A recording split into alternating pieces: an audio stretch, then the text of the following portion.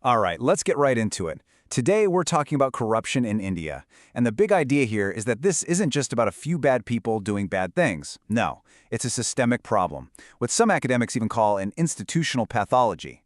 Basically, the system itself is sick. So, to kick things off, I want to put just one number on the screen. It's pretty shocking. 45%. Now you're probably wondering, 45% of what? Well, there it is. That's the percentage of state lawmakers in India who are currently facing criminal charges. And we're not just talking about minor offenses here. We're talking about serious charges, including things like murder and kidnapping. This isn't just a red flag. It's the absolute heart of the issue. The line between making the laws and breaking the laws, it's gotten incredibly, dangerously blurry. Okay, so how on earth does something like this happen? This is definitely not an accident. You know that old saying in tech, it's a feature, not a bug? That's exactly what we're looking at here. The system is almost designed to produce this kind of outcome. And if you look at how the rest of the world sees this, it's pretty clear. On the Corruption Perception Index, India scores a 38 out of 100.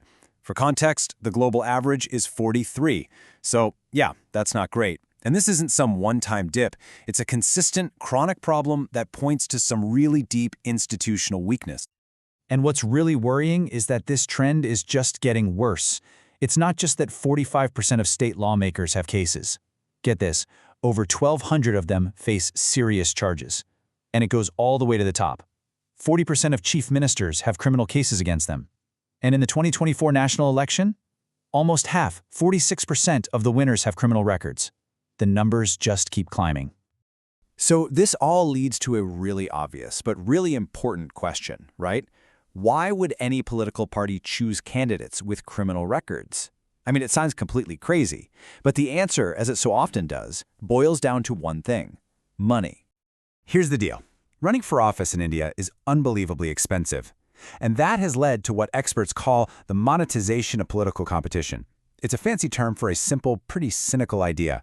Parties pick candidates not based on integrity, but on their wealth and their winnability. If you can fund your own campaign and you look like you can win, well, a criminal record might just get overlooked. And to really get why this is so attractive, we need to talk about a key economic idea called rent-seeking. Now, this isn't about renting a house. It's about using a public office to make private money, and I mean way, way more money than a government salary could ever provide. And this rent-seeking happens at pretty much every level of government. You can break it down into three main types. At the very top, you've got high-level corruption. Think giant bribes to change actual laws or policies. Then there's the mid-level stuff. Kickbacks on big government contracts, like for building a new highway. And then you have the low-level corruption, the speed money. This is the everyday stuff. You know, paying a little extra just to get a permit approved or a file moved. It touches everything. Now, a system this corrupt, this widespread, can only survive if one crucial thing is missing. And that one thing? Accountability.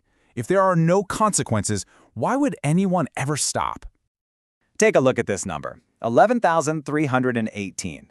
At the end of 2023, that's how many corruption cases were just sitting there, pending in India's courts. This isn't a backlog. It's a complete judicial traffic jam, a bottleneck that basically guarantees nothing gets done. And if that wasn't bad enough, get this. 379 of those cases have been dragging on for more than 20 years. 20. You've heard the phrase, justice delayed is justice denied, right? Well, a 2-decade delay isn't just denying justice, it's practically handing out a get-out-of-jail-free card to the powerful. And here's what happens when a case finally finishes. The result is just stunning. The acquittal rate is always way higher than the conviction rate. So not only is the system incredibly slow, but when it does finally work, it usually doesn't even punish the guilty. So let's just think about the calculation here from the perspective of someone who's corrupt. It's simple, almost laughably so. When the chance of getting punished is basically zero, the cost of being corrupt just disappears. It's not even a risk anymore. It's just business as usual. So when the official system fails so completely, who's left to demand accountability? Well, it's often ordinary citizens. They step up, they demand transparency. But in a system this broken, being brave comes with a truly terrible price.